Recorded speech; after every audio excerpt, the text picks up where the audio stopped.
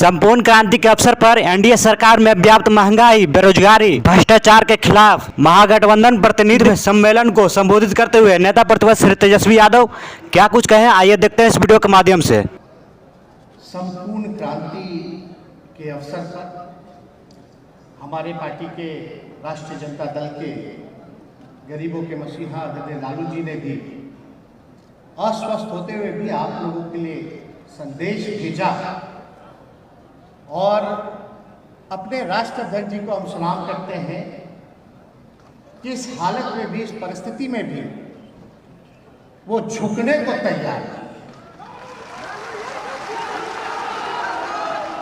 और left party के साथ साथ पूरे देश में पहला ऐसा रीजनल पार्टी होगा बिहार कि कभी भी सांप्रदायिक शक्तियों के आगे हम लोगों ने घुटने नहीं देंगे। और महागठबंधन पूर्व में जो बिहार विधानसभा का चुनाव हुआ उसमें भी बड़े मजबूती के साथ लड़ा। यहाँ बैठे हुए सभी लोगों ने दिन रात खून पसीना बहा करके, जी-तोड़ मेहनत करके महागठबंधन को सत्ता में ला दिया था। लेकिन कुछ लोग चोर दरवाजे से आकर के सत्ता को हथियाने का काम किया गया। अब ये आरोप पत्र है, इसमें विपक्ष, हम लोगों की ड्यूटी बनती है कि सरकार को आईना दिखाए कहाँ खामियां रही। और आरोप पत्र के पीछे एक बात लिखी हुई है, किया शोषण उत्पीड़न अत्याचार, किया शोषण उत्पीड़न अत्याचार, दिया बेरोजगारी और भ्रष्टाचार, चोरी से आई चोर सरकार, ले डूबी पूरा। ऐसे ही आरजेडी वीडियो के लिए इस चैनल को सब्सक्राइब जरूर कर लें। धन्यवाद। सच्चाई, इससे कोई छुपा नहीं सकता। और हम आपको बता दें कि बाई इलेक्शन जो बौचहा का हुआ उसमें सभी लेफ्ट साथियों का, सीपीआई, सीपीएम, माले पार्टियों का हम धन्यवाद देते हैं कि हमारे प्रत्याशियों को, जो हमारे कैंडिडेट थे महागठबंधन के, यह जीत आरजेडी की नहीं बल्कि महागठबंधन की और जनता की जीत थी। और 36,000 से हम लोग जीतने का काम किया। बिहार चुनाव में 1,56,00,000 महागठबंधन को वोट मिला और 1,56,12,000 एनडीए को वोट मिला, वो भी बेईमानी के बाद। अब हमको लगता है बौछाहा चुनाव के बाद महागठबंधन का वोट 12,000 ज्यादा हो गया होगा, उनका घट गया होगा। लेकिन ताजुब है कि वो लोग सत्ता में हैं, तो इससे कोई इनकार नहीं कर सकता। संपूर्ण क्रांति के बारे में हमसे बेहतर तो यहाँ कई हमारे पार्टी के और अन्य दलों के, जो हमारे घटक दल के जो नेता हैं, वो तो इसमें शामिल रहे। हमारे राष्ट्राध्यक्ष, हमारे पिता तो समय जितने छात्र थे उनके नेतृत्व उन्होंने किया। उस समय प्रेसिडेंट थे पटना यूनिवर्सिटी के, उन्होंने भी लाठी खाई और अन्य सदस्यों ने भी लाठी खाई, वो लोग भी जेल गए। लेकिन इसकी शुरुआत जो है, आप सब लोग जानते होंगे, जो लोग नहीं भी जानते उनको हम बता देना चाहते हैं कि इसकी शुरुआत जो है 1974 में गुजरात के एक इंजीनियरिंग कॉलेज, एलडी कॉलेज से हुई, जहाँ छात्रों की मांग थी कि खाद्य कीमतें और फीस में वृद्धि को लेकर छात्रों ने एक आंदोलन शुरुआत की। और उस आंदोलन का नेतृत्व छात्रों ने किया। साथ ही साथ अन्य मुद्दे भी जुड़े, भ्रष्टाचार के, बेरोजगारी के, असमानताएं के, महंगाई के। तो वो जो दौर था, जेपी जी के नेतृत्व में पूरा आंदोलन हुआ। कई लोग कितने महीनों तक लोग जेल में गए। एक देश भर में एक माहौल बना तानाशाही के खिलाफ। और हम पूरी तरह से सहमत हैं। इस बात को आदरणीय लालू जी ने भी 2014 में कहा था कि देश टूटेगा या एक रहेगा, ये आप लोगों को फैसला करना है, जनता को फैसला करना है। सरकार में भाजपा आरएसएस के आने के बाद ये भी बात उन्होंने कहा कि देश में अघोषित इमरजेंसी जो है वो लागू है, इससे कोई इनकार नहीं कर सकता। आज देखिए क्या माहौल बना हुआ है बिहार में। कुछ लोग कहते हैं डबल इंजन की सरकार, लेकिन ये डबल इंजन की सरकार नहीं, ट्रबल इंजन की सरकार है। आज कोई खुश नहीं, महंगाई चरम सीमा पर है, किसान बदहाल है, मजदूरों की कोई बात नहीं करता, छात्र छात्राएं, नौजवान, बेरोजगारी, देश की संपत्तियों को बेचा जा रहा है। जहां संविधान हमारा सुरक्षित नहीं है, लोकतंत्र सुरक्षित नहीं है, पूरी तरीके से देश के संपत्ति को रेल सेल सब कुछ जो है बेचा जा रहा है। लेकिन बिहार को ना तो बिहार को विशेष राज्य का दर्जा मिला, ना तो बिहार को विशेष राज्य का पैकेज मिला। आज क्या हुआ? स्मार्ट सिटीज की बात लोग करते थे, बनारस को क्योटो बनाने की बात करते थे, हर साल 2 करोड़ रोजगार देने की बात तो छोड़िए, ये बिहार चुनाव में 19 लाख का रोजगार का वादा किया था। आज कहाँ है 19 लाख का रोजगार? हमारी बात छोड़िए, विपक्ष की जो सत्ताधारी दल जो है भाजपा, आप उनकी बात कीजिए। उनकी ही आयोग ने, नीति आयोग ने जो रिपोर्ट जो दिया, बिहार हर सूचकांक में, चाहे शिक्षा हो, चिकित्सा हो, हर एक मामले में कुपोषण की बात हो, बिहार सबसे पिछड़े राज्य में गिना जाता है। क्यों नहीं कोई काम हो रहा? कोई काम ही नहीं हो रहा बिहार में। बिहार बेरोजगारी का केंद्र बना हुआ है और इससे कोई चिंता नहीं। कोई विभाग देख लीजिए आप, चाहे पुलिस महकमा देख लीजिए आप, चाहे इंजीनियरिंग डिपार्टमेंट देख लीजिए आप, हेल्थ डिपार्टमेंट देख लीजिए, एजुकेशन डिपार्टमेंट देख लीजिए, 3 साल में भी जो है ग्रेजुएशन पूरा नहीं हो पाता। लोग जो है बीपीएससी की हालत देख लीजिए, क्या स्थिति बनी हुई है, प्रश्न जो है वो लीक हो जाता है। कोई भी सिस्टम जो है सरकार का काम नहीं करता। एक ही काम कर रहे हैं ये सरकार कि समाज में जहर बोने का काम किया। और हम इस बात से भी सहमत है कि हमारा गठबंधन केवल चुनावों का गठबंधन नहीं होना चाहिए। हमारा गठबंधन सिर्फ सत्ता में बदल करके सत्ता में काबिज होने का नहीं होना चाहिए। हमारी चिंता दूर की है। आज अगर हम चुनाव जीत भी जाए, सत्ता में आ भी जाए, लेकिन जो जहर जो समाज में फैला दिया गया है उसको मिटाने में कितनी सदियां लग जाएंगी, इसकी चिंता हम लोगों को करने की आवश्यकता है। कैसे हम लोग काम करें? आज पूरी कॉन्स्टिट्यूशनल इंस्टीट्यूशन, जितने संवैधानिक संस्थाएं हैं, उनको जो है अपने कब्जे में ले लिया गया। कोई छोटे से बड़े पद पर एक आदमी और आरएसएस के लोगों को बैठा दिया गया है। इसमें कई बार जो है बातें, कोई आवाज उठाता है तो अपने तोते से सीबीआई, ईडी और इनकम टैक्स से छापा मरवाने का काम करते हैं, फर्जी केस करवाने का काम करते हैं, डराने का काम करते हैं। लेकिन अभी तो फिलहाल में हम लंदन गए हुए थे, वहां के पार्लियामेंट में जो हाउस ऑफ कॉमन्स बोला जाता, कैम्ब्रिज गए हुए, हमको रात में फोन आया कि भाई छापा पड़ रहा है घर में। मतलब छापा, आप समझ जाइए। उस छापे के बाद लालू जी ने क्या संदेश दिया? छापे के बाद लालू जी ने यही कहा, ए हवा जाकर कह दो उन दरबारों से, नहीं डरा है नहीं डरेगा लालू इन सरकारों से। तो हम लोग लड़ने वाले लोग हैं और आज हम लोगों का फर्ज है कि देश की एकता को बचाए, देश की संस्कृति को बचाए। जो हमारा अलग अलग पहनावा है, अलग अलग खान पान है, अलग अलग बोली है, दिखने में अलग अलग लोग हैं, यही हमारी देश की खूबसूरती है। इतनी डाइवर्सिटी है, यही हमारी देश की असली पहचान है। और इस देश के पहचान को इस रिपोर्ट कार्ड में देखिएगा तो पूरा भगवा है, ये भगवा चेयर है। यहाँ की सरकार नागपुर से चल रही है। यहाँ के मुख्यमंत्री कैद हैं। ध्यान से देखिएगा तो तीर भी है, 2 हाथ निकला हुआ है और कमल का फूल सीएम के कुर्सी को जकड़ के रखा है।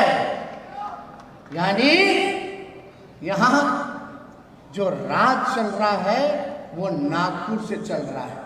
अब ये लोग देशभक्ति की बात करते हैं, देशभक्ति की सर्टिफिकेट बांटने की बात करते हैं। हम पूछना चाहते हैं, जब हम देश से बेरोजगारी हटाना चाहते हैं, जब हम देश में शिक्षा चिकित्सा को सुधारना चाहते हैं, हम पलायन रोकना चाहते हैं, हम अंतिम पैदान पे जो खड़ा व्यक्ति है, जो समाज है, उनको मुख्य धारा में लाना चाहते हैं, हम अमन शांति चाहते हैं, और जो देश के किसानों के उत्थान के लिए जो बात करे वो देशभक्त नहीं है। ये लोग डरा करके रखते हैं। एक ही इनका फॉर्मूला है,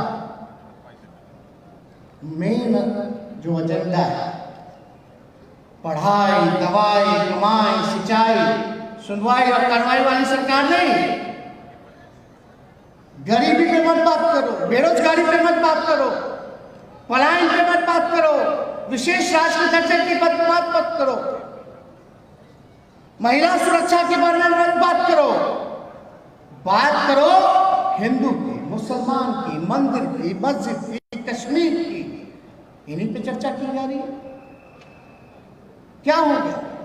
वो लोग भी जानते हैं कि अगर इस पे हम बात करेंगे तो हमको वोट मिल ही रहा है। जब वोट मिल रहा है तो हम क्यों बेरोजगारी मिटाएं, क्यों पलायन को रोके, क्यों किसानों के आय को दुगुना करें? ये सारी बातें क्यों गरीबी मिटाएं? आज कोई गरीबी पे बात नहीं करता, क्यों नहीं करता? और हम लोगों को सोचना पड़ेगा। पहले लोग संपूर्ण क्रांति हुआ, सब लोग जेल गए, जेल जाने से कोई नहीं डरा।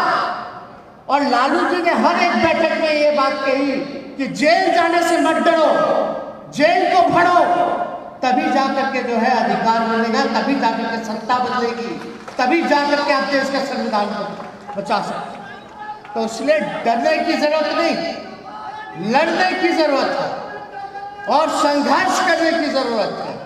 और आप सब लोगों को हम ये भी कहना चाहते हैं कि पूरी तरीके से आज कहीं ना कहीं से आंदोलन तो दूर की बात है, आजकल विपक्ष की भूमिका है कि लोगों को जागरूक करे, जागरूक करने के साथ साथ लोगों को गोलबंद करे। ये हम सब लोगों में कमियां रह गई। और आंदोलन देश भर की अगर विपक्ष की बात करें तो आंदोलन तो छोड़िए, आप जो है उस हिसाब से आप जो है आप धरना भी नहीं कर पाते,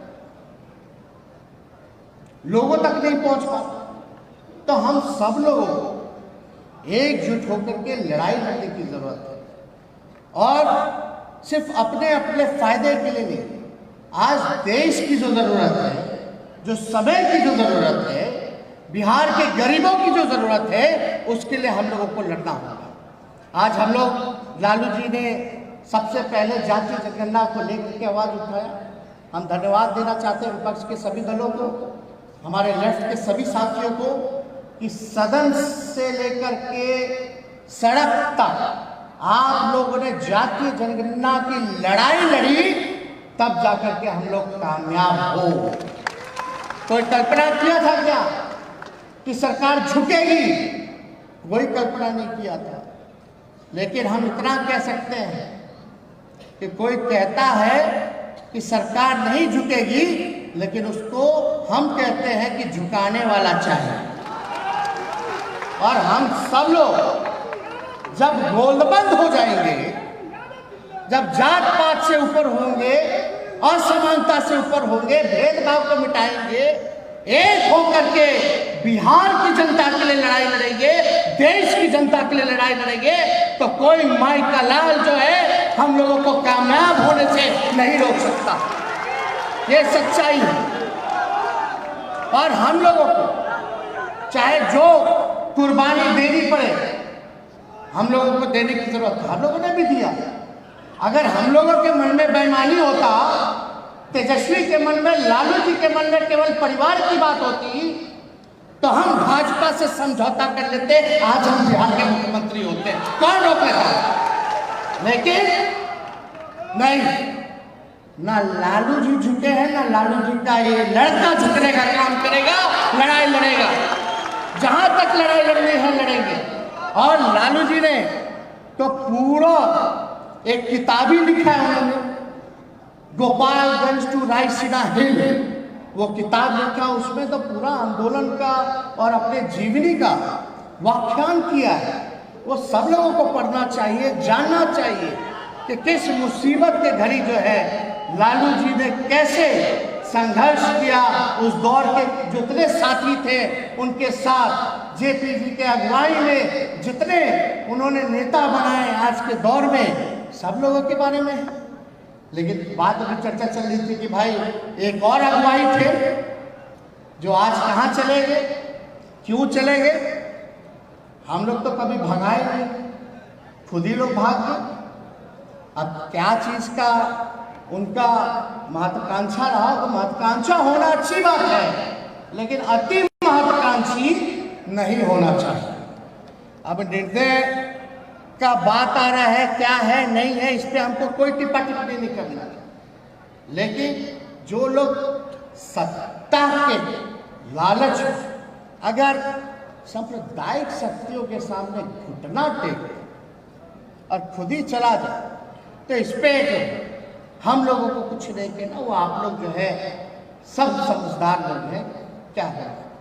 तो इसलिए तो जिस प्रकार से लोगों ने जता के रखा, तब दीपांकर जी हिम्मत की बात कर रहे थे, हिम्मत कितनी है नहीं है तो वो तो हम नहीं कह सकते, लेकिन हिम्मत होती तो कम से कम अपना जो वादा किया है, भले ही चोर दरवाजे की सरकार 19 लाख रोजगार तो दे देते जो खाली पद पड़ा हुआ है।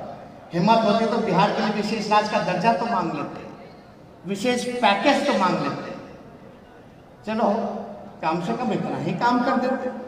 तो हमको तो इस पर ज्यादा टिप्पा टिप्पणी नहीं करनी है, लेकिन जो माहौल देश का जिस प्रकार से खराब हो रहा है, जिस प्रकार से संघ जो है पूरे देश को हाईजैक करना चाहता है, वो संविधान नहीं बल्कि बंच ऑफ थॉट किताब के आधार पे जो चलना चाहता है, इसकी लड़ाई हम लोगों को पुरजोर तरीके से लड़ना पड़ेगा। तन मन धन लगा करके जो है संघर्ष हम लोगों को करने की जरूरत है।